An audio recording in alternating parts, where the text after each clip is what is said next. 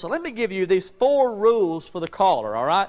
These are 4 rules for people making the call from Grow Outreach. Number 1, the caller should be acquainted with the prospect before making the call.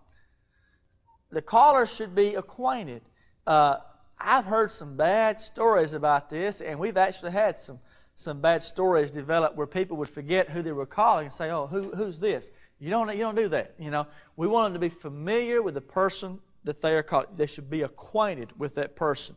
Number 2, the caller should be acquainted with the ministries of the church. The caller should not call and the person say, "Well, now, tell me, where does your preschool meet? Where does my 3-year-old go?" The caller shouldn't be able to have to say, "Well, I'll have to check on that and get back with you." The caller should be as familiar with the ministry of the church as they possibly can be. And maps, directories, and things right before them as they're calling is a very, very good idea. So they should be acquainted with the ministries of the church. Number 3, the caller should not be intrusive. I mentioned that a moment ago while we were in a break. The caller should be very sensitive to the person they're calling. In other words, if this is not a good time, can I call back later?